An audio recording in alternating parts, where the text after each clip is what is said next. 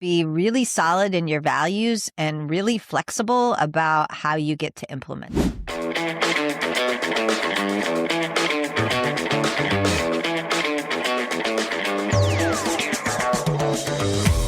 Today, we welcome in former Executive Director of the Electronic Frontier Foundation, Cindy Cohn, to emphasize the importance of standing up for your values along your growth journey while knowing that an open mind will still remain necessary.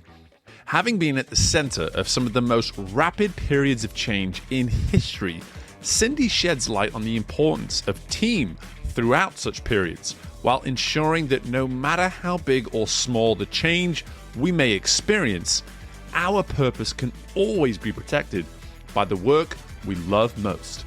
Well, let's go find out what it means to Cindy Cohn to be growth ready. Hello there, and welcome back into the most recent installment of the Growth Ready podcast. Really excited to dive into this one today with Cindy Cohn, because there's so much to your story that I just feel as though is going to not only allow us to get some exposure to an industry and topics that aren't necessarily top of mind and something that we're always talking about in culture today, but you're also in a very interesting situation with your career currently. And I think that's always fascinating to have someone who's in these types of situations, as we're about to discover with you. But before we go any further, Cindy, as you know, when it comes to this show, I have to ask you this one question before we get started. And what does it mean to you to be growth ready? To me, it means to be really solid in your values and really flexible about how you get to implement them. Ooh, I am immediately drawn to the yin and the yang that I'm hearing straight away. This idea of solid values, but flexibility in implementation. Give me some context around how this is the way in which you personally want to respond to this question. What is it about your journey that really reinforces, let's say, this response that you've just provided? Well, look, I just stepped down from a 26-year career doing something that did not exist as a career when I started. If you'd have asked, me in law school or anyone who knew me in undergrad, a digital rights lawyer wasn't even a thing, much less a thing you would think I would be, get to be a leader of at the time. What I knew was that I wanted to help make the world a better place, and that I wanted to stand up for other people and help protect their rights as I kind of grew as a person. But doing that in the context of the online environment, the digital world, it wasn't really even on the radar at the time that I was thinking about, what do you want to do when you grow up? But I got an opportunity in the early 90s to step in to one of the very early fights about this, and, got to figure out a way to live my values and help protect everybody in this new digital world. So I think that to me, this rigidity in you really got to be, I really felt like it was important to me as a person in my heart to be committed to making the world a better place, but extremely flexible about what that meant, including building a career that didn't exist when I was a kid. Those two things served me pretty well. It's a really fascinating insight from the sense of, I'm a father to a 7-year-old and a 5-year-old. And for me, I'm at that point now where every single week, there's something they want to grow up and be when they're older. It's something different, whatever the top of mind is. They're big into science right now. We're having a big science craze in our house. Nice. And what I find always interesting with that is that there seems to be this narrative, if you will, with a child as they're growing up, like, know what you want to be when you're older. Yes. As if there's this square hole and we're a square peg and we're going to insert ourselves right in that. And what I love about the way in which you've come to this realization on your journey is that the sense of self that it sounds as though you had, and you allowed that to drive the adaptive qualities, what I'm hearing, to what you ended up becoming and moving into. Where do you think that sense of self was established, let's say? I don't know. It's hard to tell. I in the book, I try to talk a little bit about it, but I admit it's Mm. kind of amateur psychology, right? You really don't know how you came to be the way you are. I think, for me, I felt like I grew up in the Midwest, in Iowa, where it was kind of the land of plenty. We feed the world in Iowa.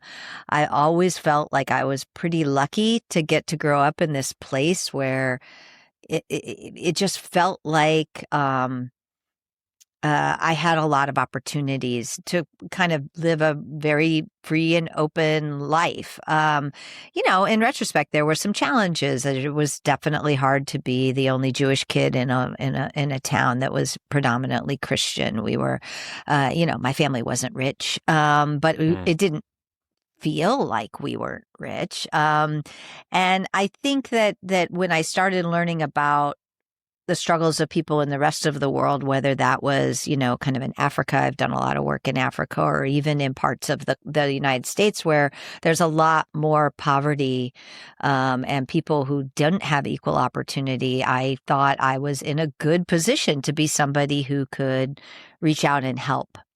And that just, I don't know. It's so deep in my bones. It's hard to know where it came from.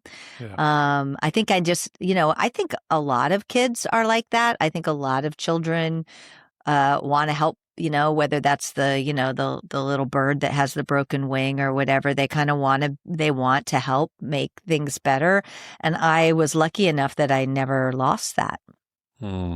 Yeah, I'm immediately drawn to that point because we've talked about this on the show before, is this idea of creativity and curiosity, and it comes so naturally to us at a certain point in our life, and then it feels as though the system, if you will, if you wanted to just put a blanket statement over it, like the system kind of slowly starts to knock it out of you, and you're forced to think a certain way and behave a certain way and move in a certain direction. And I feel as though we are now almost coming back around to the importance of protecting that. I think there is more of a voice for that in this day and age of how can you remain creative? How can you have that passion that you had as an 8-year-old still as a 48, 68, 88-year-old, Yeah. And so I'm curious, you've seen the world maybe almost go through a cycle, go through that evolution of 1 minute having it pushed out of you, the next, now we're starting to maybe embrace that a little bit more. How comfortable are you maybe encouraging that in others? Because so much of your work has been in a role of leadership. And here you are now coming on a show like mine, we're having this conversation. And again, you're reinforcing, I think, the importance of us leaning into our passions, where we feel as though our values and what we love and appreciate most should be the thing that we do most. So, how is it you've been able to really find comfort in maybe prioritizing that?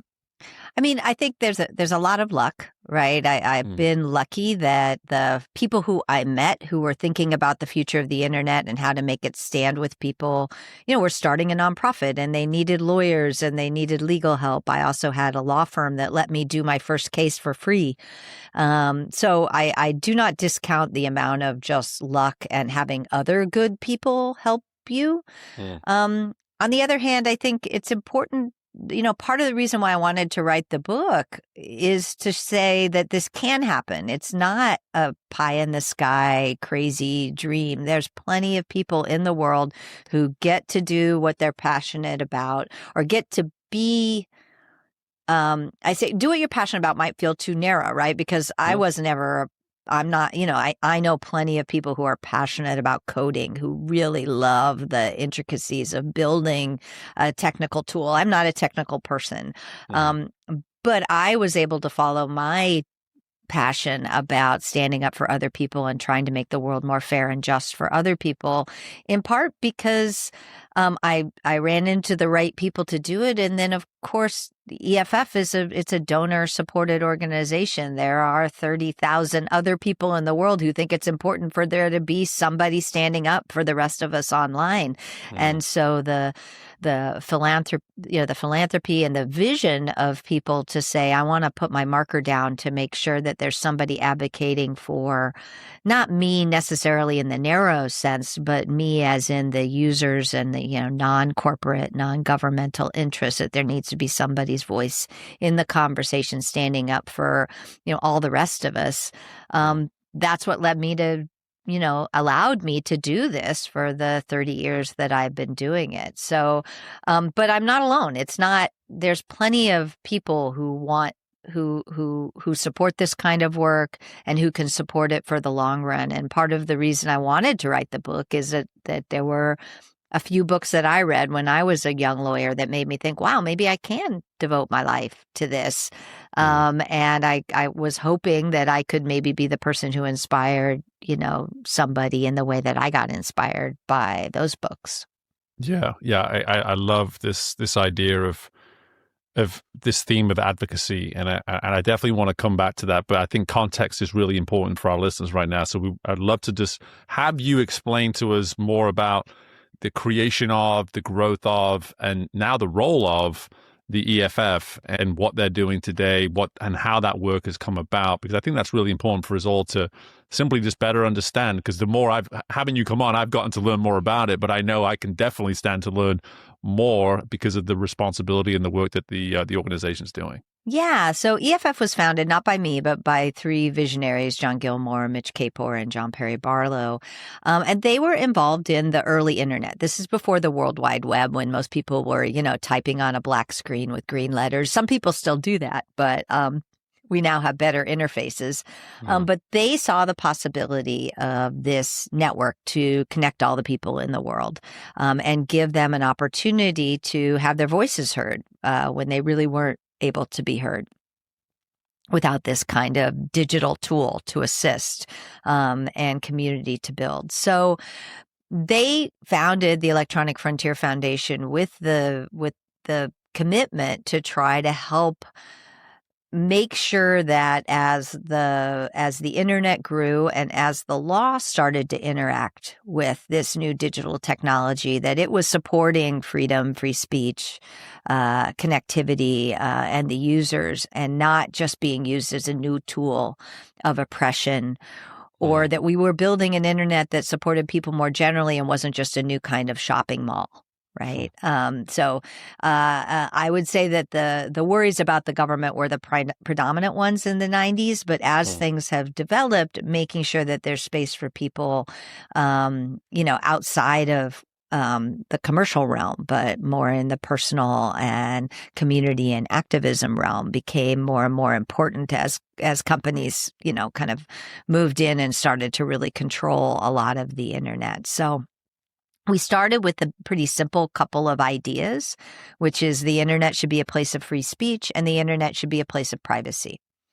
And the very first thing that I got asked to do as a young lawyer was to work on this second part, the privacy part, to make sure that the technology that allows us to have a private conversation online, which is called encryption, was available to everybody. And because in the 1990s, the U.S. government treated encryption like a weapon. It was on the things that you could not export from the United States without a license. Software with the capability of maintaining secrecy was on the same list as surface-to-air missiles and tanks and things like that. So we knew that we were going to have to move encryption out of that military mindset in order to make sure that people could have access to the tools that they needed to have a private conversation online, to be, organized, to communicate, and also just to have basic security and do transactions as well. I mean, it was always important that we be able to use the internet fully, and that includes commerce. We weren't anti-commerce. There's a difference between being supportive of commerce and wanting commerce to be the only thing online. And so we took on this challenge in the early 90s, and we challenged the export regulations as violating the free speech rights of a computer science PhD student at UC Berkeley who wanted to publish a computer program online that let people encrypt their communications. And lo and behold, we won. The courts recognized that it was a First Amendment problem for the government to be regulating the publication of software. And ultimately, we leveraged that win into getting the government to reduce its restrictions. And that's why we have encrypt the security that we have online, whether that's using a tool like Signal or WhatsApp or, iMessages to other iMessages users, or just as of last week or so to Android users as well. Or things that happen under the hood of the internet where, when you type in the URL of your bank, you can feel pretty confident that you're going to your bank and that there isn't some third party that's hijacking that communication and sending you to a fake website or something like that. So kind of above the surface in ways that we can see, but also below the hood in the internet. And the freeing up encryption really made a lot of the world possible, and EFF was really one of the strongest champions of making that happen.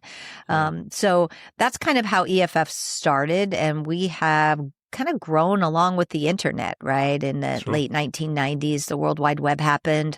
Lots more people began to get online, and we were already, here advocating for an internet that stands with users and creators and not opposes government surveillance and censorship. Yeah. Yeah. What I wanted our listeners to appreciate is that you've been part of an organization that's had to keep up with the rate of change of the internet. Yes. Like that is frightening growth. And I'm just curious straight away when I say that, what were some examples? Because I know your book is a memoir, which I'm personally excited to go and obtain myself and certainly read, because what I understand from just the little I've learned about the book is that we not only get your perspective of your journey, but we're pretty much living the life of the internet through your story as well, which I think is just a fascinating idea for a read. And so with that being said, maybe give us some examples of how you as an organization had to adapt to a rate of change to the size of the internet. Yeah, I mean, you can see it in everything from the kind of 10 or 12 ragtag people that we started with to the 115 people that the organization consists of today. So just in sheer numbers, we have grown a lot. But the scope of what we've had to do has grown a lot, and really trying to stay as plugged into what's happening online as possible and thinking about what do we need to do to meet the moment has been a constant conversation inside the organization. In some ways, it's kind of what makes it fun, right? I mean, we don't just do one thing and do it over and over again. We don't just have one technique. Some examples, the first fights that we had were really vis-a-vis the government, protecting, making sure the internet was a place of free speech, making sure the internet had the tools to let people have privacy. Those were fights where the main fight was us versus at that point in time, the U.S. government, because the U.S. had such an outsized role in the development of the internet and the regulation of the internet in the early days. In the early 2000s, we began to, the late 90s, we realized that copyright law created a threat to the internet. And so we developed a practice that we still have today about trying to really advocate for balance in copyright law so that copyright doesn't become the one law that rules the entire internet. Because the one thing that happens on the internet really cheaply and easily all the time is making copies. Yeah. And copyright law is based on the idea, kind of inherent, that making copies is hard. So when we started making copies easy as a side effect of building the internet, we had to address that. And so that's a piece of the work that we added in the late 90s. Then we started having to, more recently, there was the 9/11 attacks and the Patriot Act, and we had to deal with mass spying, not just targeted spying on the internet, and the impact that has on people's privacy. And those are kind of two of the stories in the book, are some of those fights around that. And then, the rise of the tech giants more recently, and the fact that the internet is increasingly to many people really just 5 companies, Google, Apple, Facebook, Amazon, Microsoft. And what that meant for the ideas behind freedom and connectivity and things like that, where everybody's in these little walled garden and it's hard to move from one to the other. So we started a section of EFF that's really focused on competition and monopolies, and how do we address civil liberties in a situation in which much of our speech is held on private platforms, not public, and the main regulator of that speech is not the government, it's the private entities. Same with privacy. So we started doing that kind of work. Oh gosh, it was well over a decade ago. And then, of course, today, right now, we're starting to really grapple with, I guess, before you get to today, one more thing that happened is the internet began to be used, first by people all around the world. Yeah. So we developed an international team, but also people who are far more diverse than the early internet was generally a bunch of guys, academics, sure. Upper middle class guys or academics or researchers or government people. They didn't, the breadth of who uses and relies on the internet right now in terms of, marginalized voices, people who don't look like, John Perry Barlow, John Gilmore, Mitch Kapor, right?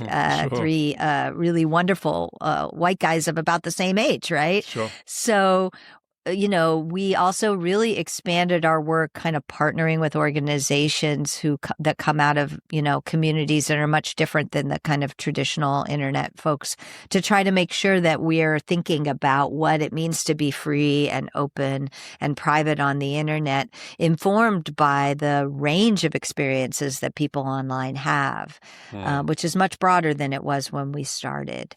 And then, of course, most recently, the rise of AI, both in governmental decision-making and in private things like large language models and neural networks, and what that's going to mean for people's privacy, free speech, and freedom online is really front of mind for the organization today. So we just keep growing and changing as the issues facing people online grow and change. And, sometimes we're a little behind the curve than where we'd like to be. Sometimes we're a little in front of the curve where we'd like to be, but we really do try to keep abreast of it because the challenges facing people online, they don't stay static. Right. And I think the way you captured there before giving all those examples of this idea of meeting the moment, each of those moments, they really didn't have anything in common, right? I mean, I'm sure you could learn from each one when the next arose, but at the same time, they were always different in their own unique way. The challenge was always somehow different from the previous one.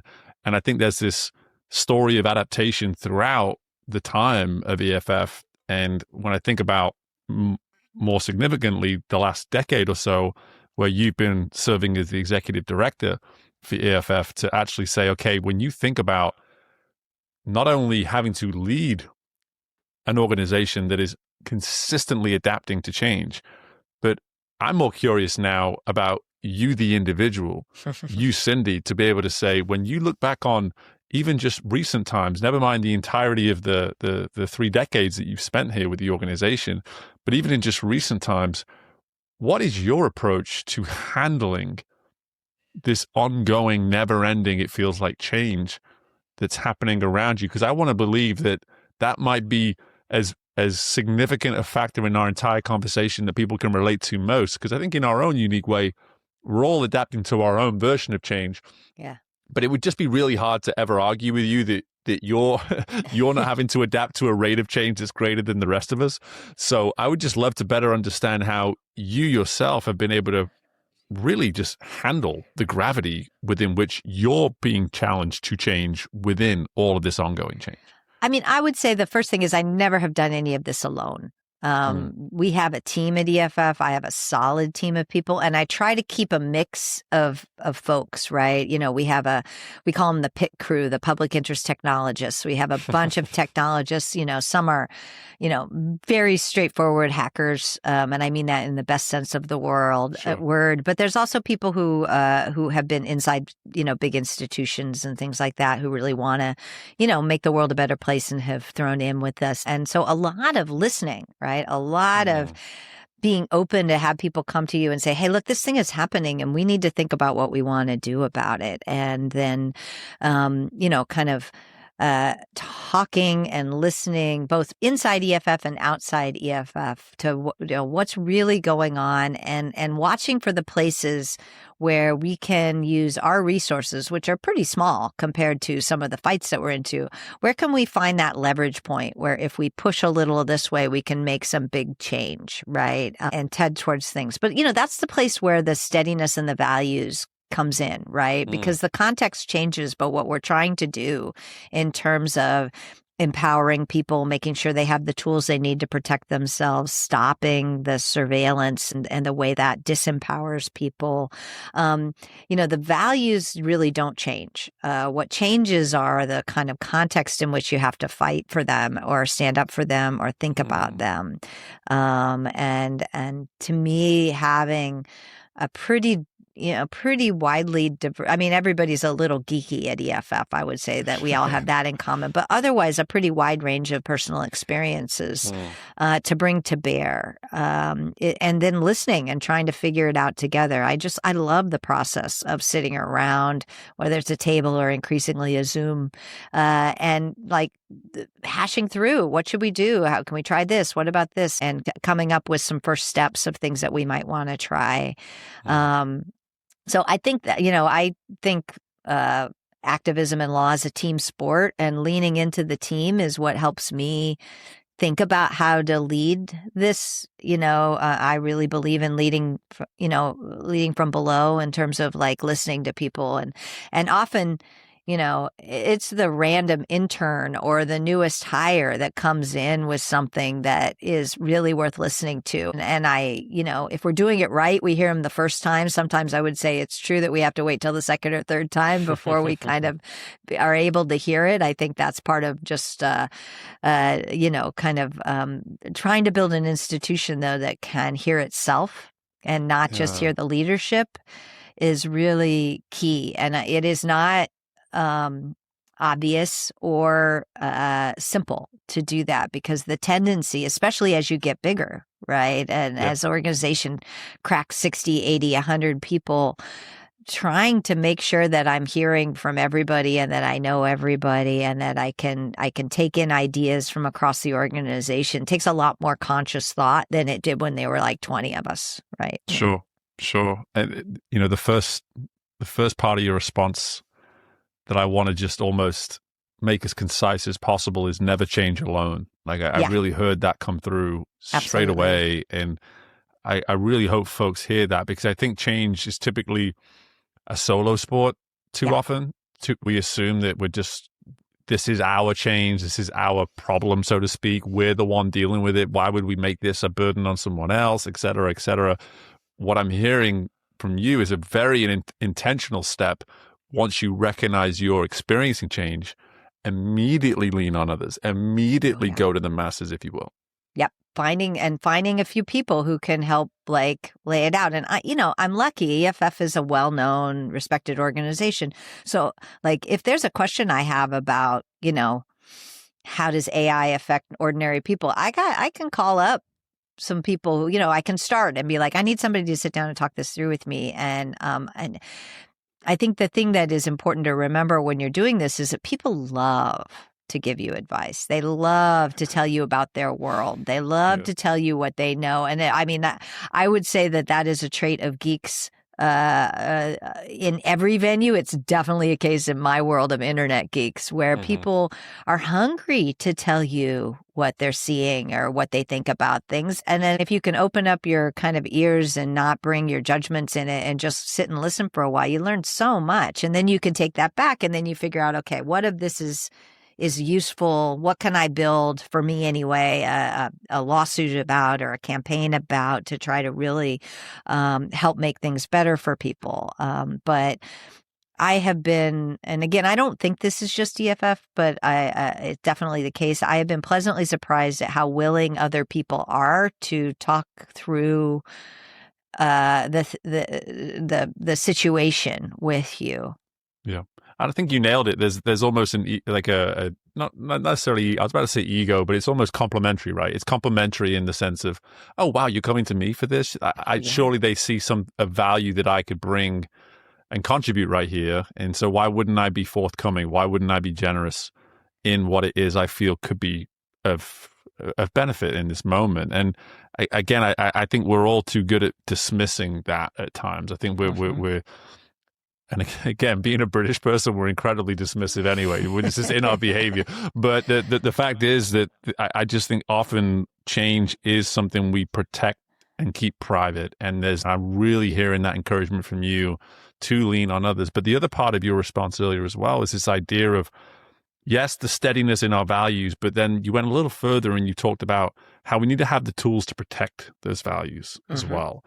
And I'd love for you to speak on that a little bit more now, in the sense of, I think we live at a time where if we need a tool, we can find a tool. But what you said is that we need to find the tools to protect. And for me, the challenge is in the protecting. It's saying that, how can we actually say that not only have I found a tool that can allow me to represent my values, that can allow me to stay true to myself, but how do I make sure that I'm doing the work to protect it so that I can continue to do those very things, as opposed to allowing these outside influences to maybe steer me away from such values? I'd love to learn just a little bit more about really your experience, or really what you even mean by this idea of tools that we can protect as well. Yeah, I mean, I would say that the first place that goes for me is kind of on a policy or legal side, right? Like, we're living sometimes, in order to protect the tools that we need. Say we're protecting encryption. We need to be able to continue to have a private conversation online. Well, we might need to get engaged in telling our representatives that, because there are periodically attempts in Congress, the last one was called Earn It, to try to take away the tools of privacy or limit them. Right now, we're seeing some of this in the cases where people are very mad at the social media companies, and they're attacking the fact that social media companies provide a way for people to talk to each other in private as a problem. When I think that's actually, we don't want to live in a world where everything you say is exposable to the companies or the governments that are trying to have more power over us. That's not a good world. Sure. Well, what does that mean? It may mean we have to say, look, we have to find a better way to protect children than making everybody less safe by taking away encryption technologies. There are so many other ways that we could help protect children online than making everybody naked in all of their communications. There's a reason that companies like Facebook support age verification, right? Is because that's a way to get even more information about us, and especially information about our children, under the guise of trying to protect them, right? Sure. So what do we need to do? Well, we may need to actually make our voices heard to our representatives. We may need to make a lot of noise about the proposed attack on these tools of privacy. Similarly, and again, I'm an activist. I work in the policy spaces and the legal spaces, but sometimes you can't make individual decisions that protect yourself. You have to actually join with others to make your voices heard together in order to be heard. Because right now we live in a world where you can't simply check all the right boxes and have privacy. We actually don't have the individual power to protect our privacy right now. We have to do collectively. So there's, right now there's a fight in Congress over something called Section 702 of the FISA Amendments Act. I'm taking you deep into policy now, sorry. But this is how the government is engaging in the mass spying that it's doing. Enough members of Congress are uncomfortable about the mass spying and the lack of a warrant requirement for the FBI to have access to this information, that they have let the program expire. That's great. It's a very good start. But if we want them to continue to push for the warrant requirement, we need to tell them that what they're doing is the right thing, and that they need to stay the course, and they need to stay strong. This is a bipartisan group of Congress members. Andy Biggs of Arizona, who is a very, very conservative member of Congress, has partnered with Ron Wyden of Oregon, who's a very, very liberal member of Congress. Sure. And so the coalition isn't politically, pigeonholable. It's more, but letting members of Congress know that this is important to you, and that you think that your privacy is important enough for them to make the NSA and the FBI get a warrant before they access this wholesale information. Is something you can do right now that will help protect your privacy online. So that's just one example. There are communities locally that are concerned about things like automated license plate readers. One from a company called Flock that your listeners may have heard of. There's another one from a company called Motorola that are being deployed, and there are local communities everywhere saying we want to be able to drive around our town without being tracked all the time. Sure. Take off these cameras. And there are communities, we keep a list of all the ones that have been unplugged, and there's a lot of them now. So these are the kinds of things that I think of when I think about protecting. It's not only like making your settings right and using Signal where you can, or other kinds of use Tor if you don't want to be tracked and you're doing there are individual things you can do. But if you really want to protect things, you can't. Individual alone won't get us there. Yeah, and I think that in itself is a really interesting just insight. This idea of what you may feel is right for you as an individual isn't necessarily what's right for the greater good and what's right for the larger consensus. And I think there's some lessons in that statement alone, whether it be specific to privacy and data, et cetera, that you could potentially be exposing yourself around, or just for anybody who's trying to go back to even how you answered, the initial question around what it means to be growth ready. I mean, when it comes to your values, that flexibility, what I'm hearing, flexibility can be adaptability and understanding that whilst this may not seem like it's what I want in this moment, when I really just sit in my cleanest of clean values, what is the right thing to do right now? What is the most appropriate step that I can take in this moment? And how might that be away from what I actually personally want to see happen as well? Sometimes, I mean, that is true that occasionally, your personal issues are actually at conflict with what's better for the greater good. I think it's also often the case that your personal issues are just not hitting on the issues for the greater good. So it may not always be that you have to compromise your personal goals to get to the bigger ones, but it may mean that you need to think about stuff that you otherwise wouldn't think is relevant to you, or may not be relevant to you today. So in surveillance, this happens a lot where people are like, well, I have nothing to hide, so I have nothing to fear, so I'm not going to take any steps to protect my privacy. And that may be absolutely true if you're a person who already has power in society. But the reason we might need to protect these things and that you might need to take a stance or support protecting them might not be for you. It might be for someone you love or someone in America right now. There are a few people who don't know anybody with a green card, anybody who's ever immigrated from another part of the world, anybody who is ever seeking reproductive assistance. I know you're in Louisiana where that's a big issue as well. Maybe it doesn't hit you at all ever. Sure. But it probably hits somebody you love. Sure. Or somebody you care about, or somebody who you think it's important to be able to be here and not get swept up in a deportation rate or prosecuted for helping someone get reproductive help. So sometimes your narrow what's best for you interest might not be the only thing you think about, and it might mean that you do something that isn't directly supportive of you.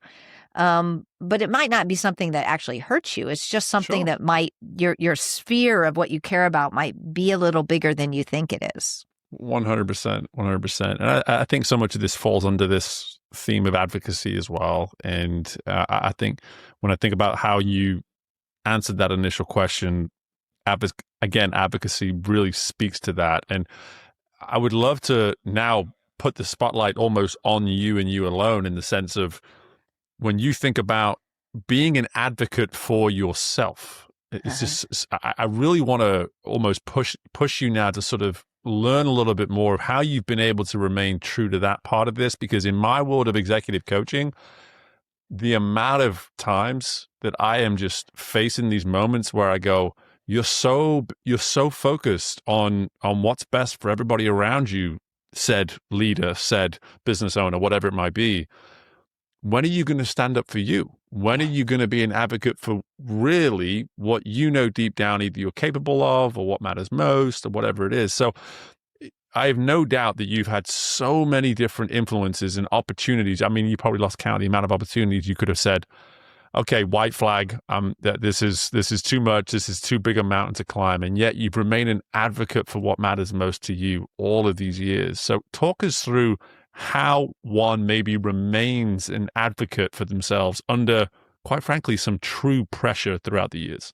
Yeah, it's a really good and important question, because I would say that it's not my nature to do that. I think I'm in good company with a lot of other executives where what you're committed to is the cause, and so you put yourself maybe third, fourth, or fifth on the list.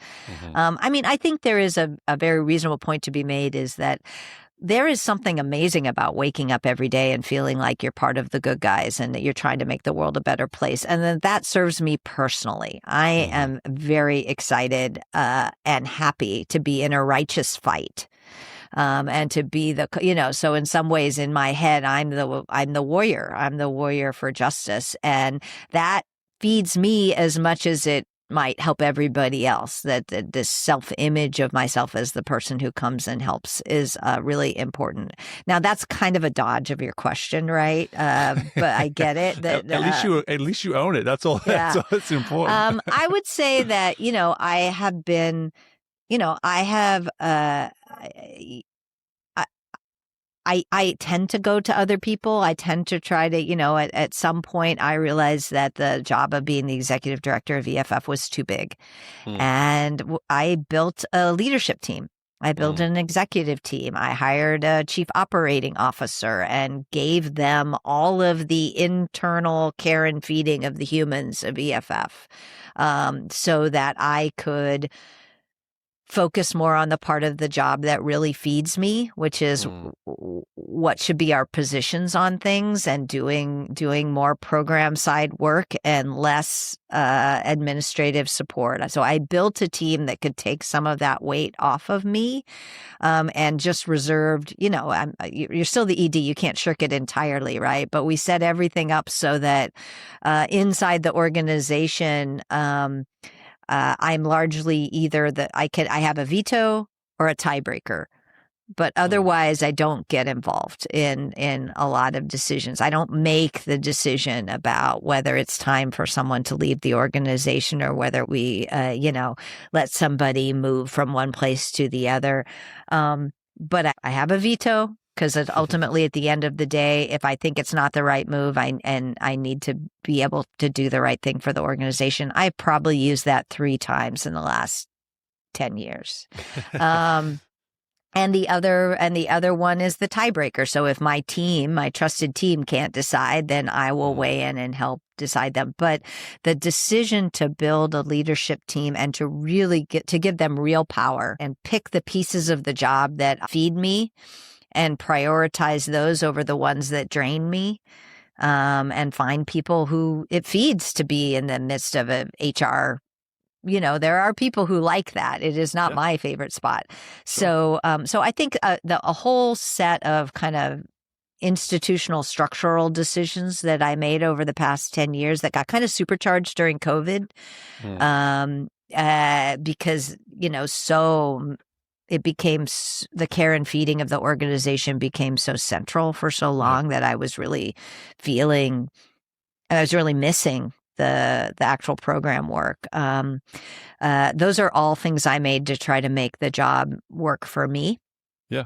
And I think, you may have initially kind of dodged, but I think you actually answered it quite directly there towards the end, because for me, this idea that we can all do a better job, firstly, of protecting the parts of our world that really feeds us. Yeah. It really does fill our cup. It's there's always going to be seasons where we feel as though we're not able to give as much attention to those things as we would like to. But as long as we can always say we're making that intentional effort to protect the ability to do that, that's about the best we can do. And if we're struggling with that, step 2, as you just alluded to, is how do I create the necessary support for the areas that I need to offload? It's not just delegating, it's simply acknowledging that if I don't do that, I cannot protect the areas where my cup is filled most, where I know my value is most aligned. And if your cup is empty, you can't do it for so long. I call it candy at EFF, and I make sure this is true for me, but also all my leadership team. I'm like, what's the candy? What's the candy in your week? What's the thing that you get to do every week or every day that fills you up rather than drains you? And trying to make sure, and it's different for different people, but trying to make sure that you're actually having an active conversation with everybody in your leadership team about this, and that everybody has, has a little bit of candy in their week. I love that. I love that. Now, before we wrap here, I do want to touch on something I promised I would before we started recording. And we're recording on June 24th, and from my understanding, you left your role June 16th. Is that right? It's been about a week. Yeah, about a week. So we're not bored yet, hopefully. But No. What I love about this is this is not the finish. We are not done with your career, and you are very much choosing a current phase where you're going to take the time, strategize, figure out what's best for you. I would love for you just to give our listeners a little bit of context around how you've maybe come to this decision that this is the way that you're going to handle this transition. Because as I shared with you off air, I think sometimes we are given this story that you must have the next step figured out. And I'm hearing that we are creating the step and figuring it out as we go right now. And what a beautiful opportunity to just lean into someone's world who's practicing this in the very moment. So share a little bit more on that for us.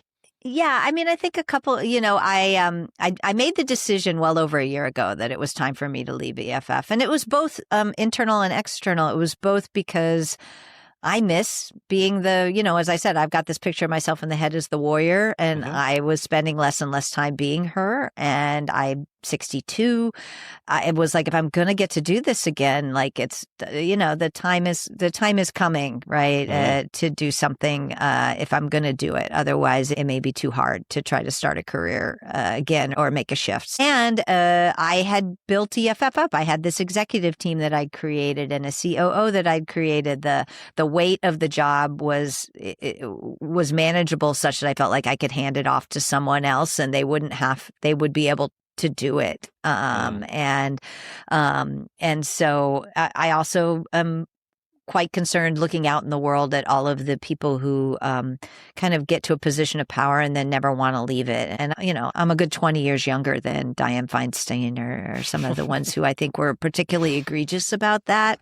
Mitch McConnell, we see a lot in politics where we've got these octogenarians who just won't leave. And I am not even close to that age, but I didn't want to be that person. Nobody can move up if the people on the top don't leave and create space. So I wanted to create space, but I also wanted to get back to what I loved. So so that was the decision. I worked with the board, and we did we've got a wonderful new executive director named Nicole Ozer, who's an old friend of mine. So I'm very happy about it. And then I had to decide, what did I know I want to get back in the fight, but I didn't know exactly how yet. And I decided that I would figure out a way to at least have 6 months.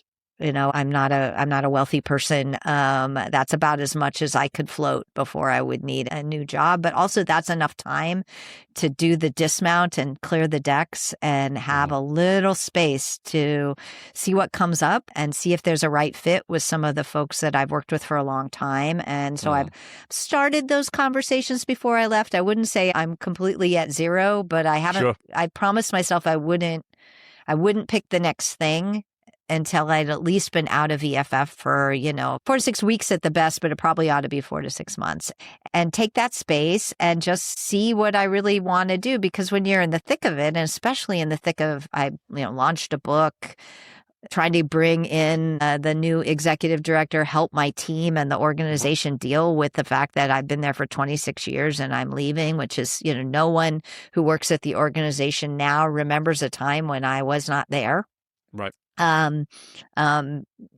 So helping the organization, helping everybody deal with it, while not at the same time trying to figure out the next thing for me, just seemed to make sense. So, so I'm in this zone and I'm only a week into it. So I still feel like I'm kind of still got that feeling like I'm just on vacation from EFF, not that I've actually left it. I did drop off my keys yesterday, though. That was a big moment. There you go. So it's so encouraging, I think, for anybody. You and I share a similar story in the sense of when I decided to start my business, I left my former career.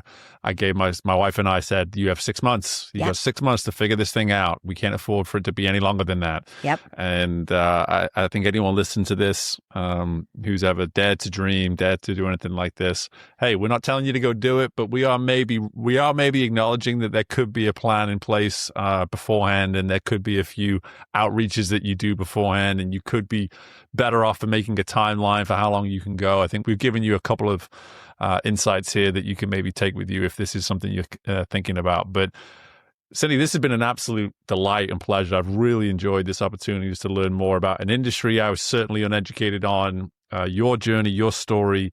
Before I let you go, please tell us about the book, and then also tell us where we can get it and anywhere we can learn more about you as well, obviously. Oh, thank you so much. Yeah, well, all the proceeds from the book go to EFF, so EFF.org, and you can learn more about the breadth of the work that the organization does. You can also get the book there, and if you do, more of the money comes to us. But you can also get the book anywhere you buy books, whether that's Amazon, Audible, in your local bookstore, bookstore.org, which I love because it supports and the name of the book is? And the name of the book? It's called Privacy's Defender, My 30-Year Fight Against Digital Surveillance. It comes out of MIT Press, and it's a gorgeous cover.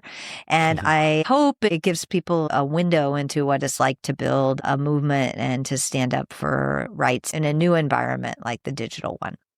Absolutely. Well, it will be a different read for me, but I immediately acknowledge that I will certainly be grabbing a copy, and it will work its way into my rotation at some point. I'm excited to give it a read and learn more about I'd love all to the hear things. what you think. I'll be very 100%. I will be happy to share it. But for now, Cindy, again, such a pleasure. Thank you for just the generosity of insights, of stories. There's no doubt our listeners will have taken away a number of different thoughts and ideas from your journey. And so just appreciate that generosity, and best of luck with the transition and all that is coming your way. Thank you so much.